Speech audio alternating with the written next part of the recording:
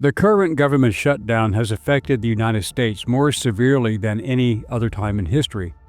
Both Democrats and Republicans blame each other, but the cause rests largely with the Democrats, particularly Senate Minority Leader Chuck Schumer. Corruption takes many forms, and Schumer's policies and positions have changed over the years.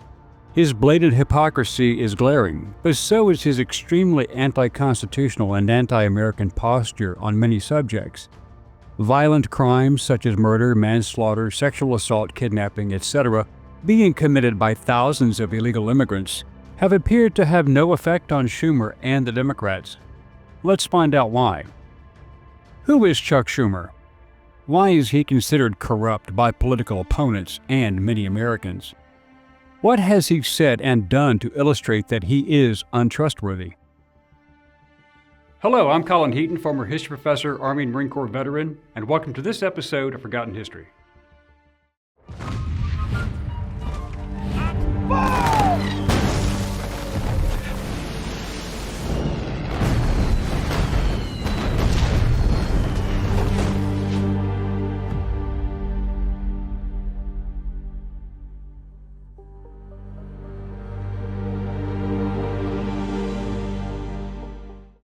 Charles Ellis Schumer was born on November 23, 1950, in Brooklyn, New York. He was valedictorian of his high school class and earned a then-perfect 1600 score on the Scholastic Aptitude Test. He attended Harvard University, where he studied political science, earning his BA in 1971 and law degree in 1974. Schumer passed the New York State bar exam in 1975, but did not pursue a legal career. In 1974, Schumer was elected to the New York State Assembly at age 24. When he took office the following year, he became the youngest member since Theodore Roosevelt. In 1980, Schumer married Iris Weinshall, and the couple later had 2 children. That year, he also successfully ran for the U.S. House of Representatives, where he served from 1981 to 1999. He was then elected to the Senate in 1998. He served as the Senate's Minority Leader from 2017 to 2021, before becoming Majority Leader in 2021. Recently, Schumer made headlines when he and his fellow Democrats shut the federal government down when they refused to pass a continuing resolution forged under the previous Joseph Biden administration, and for which they voted 13 previous times to keep the government open prior to 2025 under the same circumstances. But why did Schumer support this move when he always opposed shutdowns before? Basically, he is following the far-left Marxist wing of his own party, possibly fearing a primary challenge. The Democrats see shutting down the government as their only leverage against President Donald Trump, and they have said so. Schumer and his party want over $1 trillion in taxpayer money to be spent overseas on liberal social projects, as well as maintain funding healthcare and federal assistance to illegal aliens, which makes up about 59% of all people living off taxpayer assistance in this nation. Schumer believes that illegals should be allowed to remain in the country and vote, receive taxpayer-funded education, food, healthcare, and all benefits that Americans have paid for. On his official site, Schumer says that comprehensive immigration reform should be one of the Senate's top priorities, including extending protections for DACA recipients, creating a pathway to citizenship for illegals, reuniting families, boosting their economy, and strengthening border management, but not securing the border. On the Senate floor, Schumer said, quote, "Our southern border is in desperate need of more resources, and our immigration system is in serious need of repair. All those who say we need to act on the border will get a chance this week to show they're serious, calling for bipartisan legislation." But remember, in 2006, Schumer voted for the Secure Fence Act, which was a double-layer fencing with sensors and surveillance. This was the Bush-era border tech package, and most Democrats and Republicans supported it. He said at the time that border security is important as part of broader reform. Schumer has publicly advocated for a pathway to citizenship for undocumented immigrants. including for Dreamers, the DACA people, those brought to the U.S. as children, and for broader legalization. For example, he held a press conference saying he called for amnesty for Dreamers and a path to citizenship for all 11 million or however many undocumented there are here. On non-citizen voting and election integrity, Schumer opposed legislation like the SAVE Act, which would require proof of citizenship to vote and identification, and characterized it as Republican extremism. He supports illegals voting in our elections, as we have just seen, for example, in New York City. But the hypocrisy is glaring, as this was not always his official position, especially under previous administrations from the Reagan to the Obama era. Schumer was actually an illegal immigration leader, supporting a strong border and mass deportations.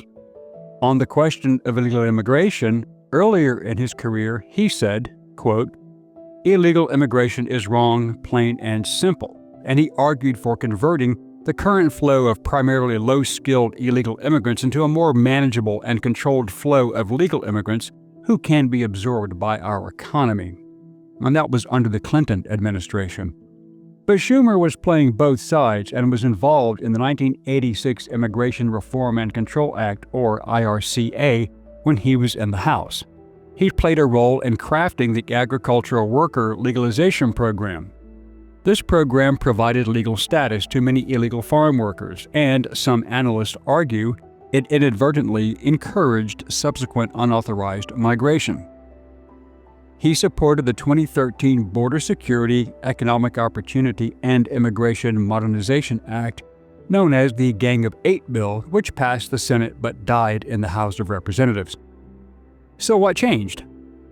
Democrats realized that they were losing support and elections, especially in the first Trump administration, and they needed immigration friendly to the Democrats to ensure not just future elections, but also to be included in the national census for apportionment of seats in Congress. That was why the Biden administration violated and ignored federal law and opened the southern border. Over 100 immigration and civil rights organizations pushed Schumer to immediately reverse plans to revive the anti-immigration bill that would severely restrict asylum rights, despite asylum law being violated. Schumer himself later admitted it may have been too loose. Schumer supports comprehensive immigration reform, and that's nice, including a pathway to citizenship for illegals, protection for DACA TPS beneficiaries, and family reunification. But he has never addressed, let alone acknowledged, the American citizens brutally assaulted and murdered by the illegals or their families who were affected by those events, and he, Biden, and the Democrats had allowed into the country. However, critics on both sides see gaps in his positions. Some on the left say he moves too slowly or compromises too much. Some on the right say his emphasis on legalization and resisting restrictive voting laws undermines enforcement. But Schumer's hypocrisy only became more apparent. In his earlier years as a representative and early senator, Schumer supported strong federal criminal justice tools and aggressive law enforcement initiatives. For example, his public biography cites that as head of the House Crime Subcommittee, he helped craft federal law permitting the death penalty in cases like the Boston Marathon bombing of 2013, when he said it would be appropriate in that instance. He also backed federal homeland security and law enforcement cooperation after 9/11, calling for the FBI to share intelligence with local and state police agencies. On sentencing and corrections in 2015, he co-sponsored the Bipartisan Sentencing Reform and Corrections Act, stating the system was too often pushing individuals into a cycle of recidivism. He strongly supported federal border enforcement and homeland security measures. Well, that changed. One point of interest was that on accountability, Schumer supported measures to hold law enforcement and the court system more accountable, such as pushing the DOJ to investigate hate crimes, arson, assaults, etc., urging reforms on judge shopping. But when Black Lives Matter and Antifa started their national arson, looting, and murder rampage, he changed his tune and called for a police de-escalation in addressing those issues. But Schumer is a true partisan, and he supported the lies of Russia collusion and the impeachments of Donald Trump without any evidence. His wavering posture on various subjects was displayed in March 2015, when he defended Hillary Clinton amid early scrutiny of her illegal email practices. On CBS's Face the Nation, Schumer said, quote, "The State Department asked all secretaries of state to send their emails over. She's the only one who's done it." End quote. That was proven to be a lie. Clinton deleted over 30,000 emails to avoid scrutiny of her illegal actions in violation of federal law. In October 2016, when FBI Director James Comey announced he was reopening the investigation related to Clinton's aide Huma Abedin, things became serious. This was in connection to Huma Abedin's then-husband, former Representative Anthony Weiner's child sex scandal just weeks before the presidential election. Schumer said he was appalled by Comey's letter and demanded better explanation. On November 2, 2016, Schumer publicly stated that he had lost confidence in Comey's handling of the email matter. His concern appears less about Clinton herself at that stage and more about the timing, transparency, and procedural fairness around Comey's actions. That was because those 30,000-plus emails Hillary Clinton deleted were found on Huma Abedin's laptop. With the investigation's developments, especially the October 2016 letter, threatened to impact the election, Schumer's tone shifted toward criticizing the process rather than Clinton's actions. He never strongly condemned Clinton's email practices, which were major security violations, as outright criminal wrongdoing. No, his focus was more on the institutional integrity of how the investigation was handled, not the actual crimes.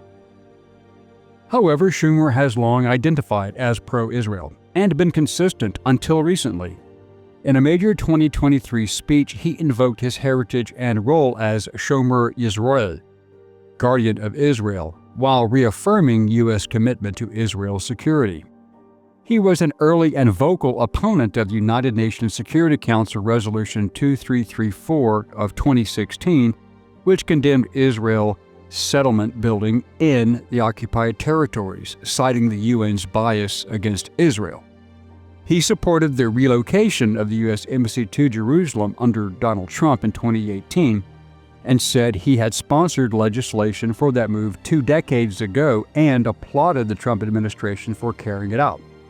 Schumer was also clear that preventing Iran from obtaining a nuclear weapon and blocking its hostilities toward Israel are top national security priorities.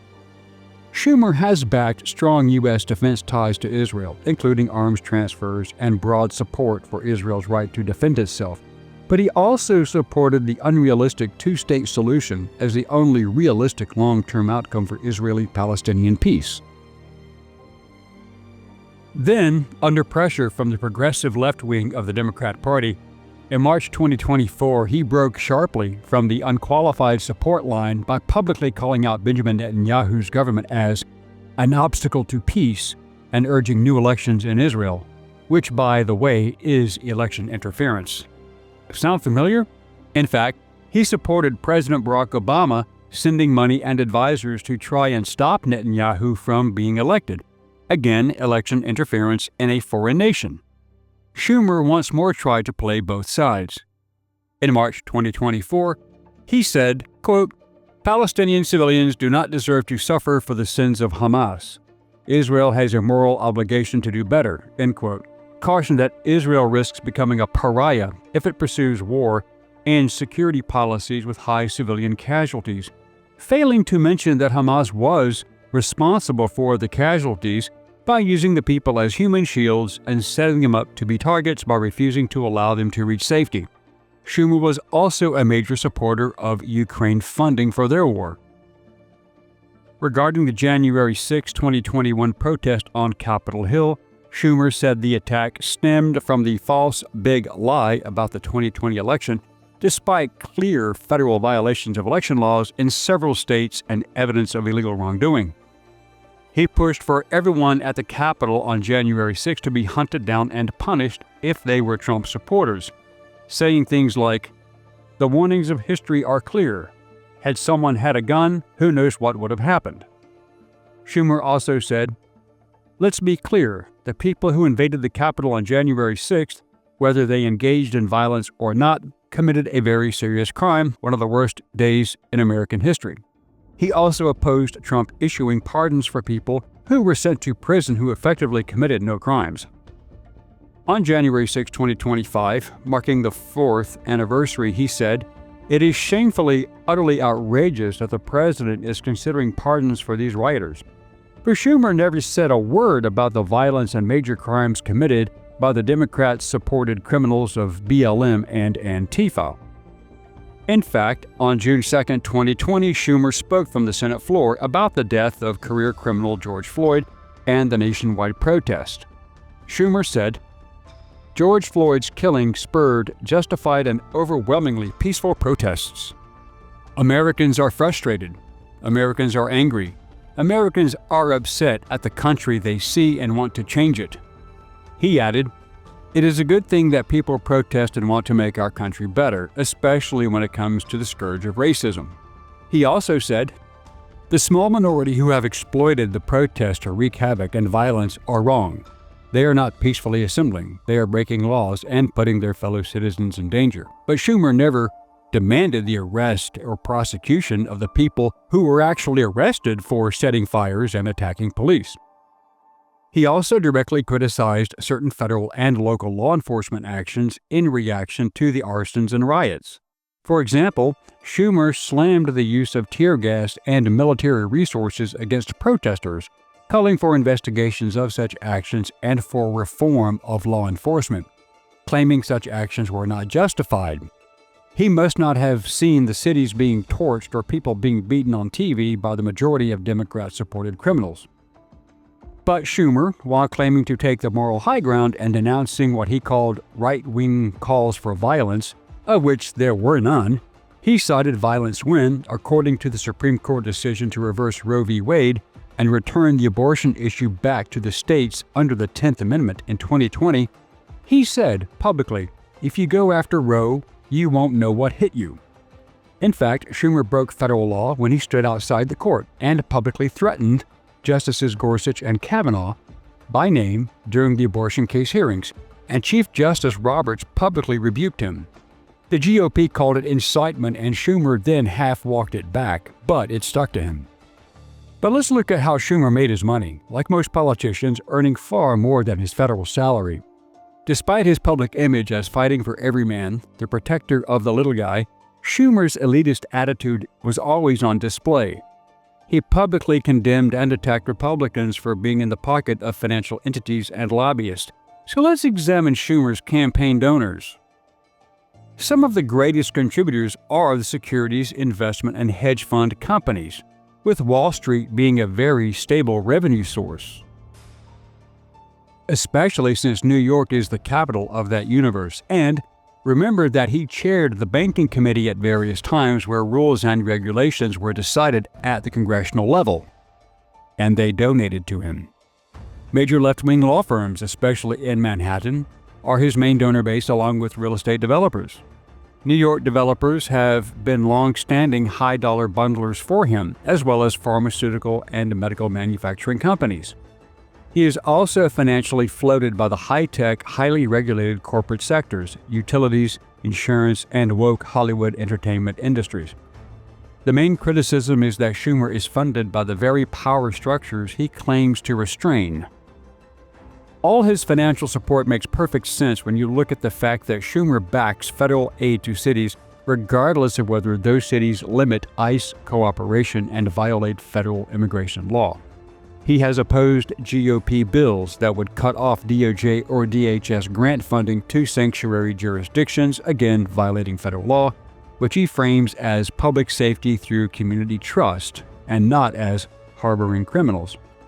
So, after decades of opposing government shutdowns, why did Schumer push for the current situation? Well, politics.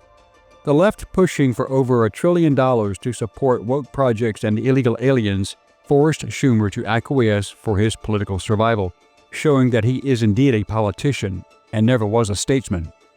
Schumer's logic is seriously flawed when he stated if immigrants fear local police, they don't report crimes and predators get a playground. But he never addressed the fact that most of the violent crime in sanctuary regions are committed by illegal aliens against not just other illegals, but against legal residents and citizens. He always voted to support sanctuary locations. It should be noted that Chuck Schumer's net worth is estimated to be in excess of $60 million, with much of that money coming from opportunities out of his relatively modest Senate salary. Much of it came from real estate deals and the stock market, the same groups that gave him a lot of money. So why did Chuck Schumer change his position on so many critical issues? Was it due to political pressure? Was he bought by corporate and political interests? What is the source of his corruption? Is he in fact corrupt or simply a misguided partisan politician? We let you decide. Thank you for watching this episode of Forgotten History. If you liked what you saw, please click like, share, and subscribe. And if you would like to assist with the ever-increasing cost of production, please consider becoming a channel member and joining our Patreon page.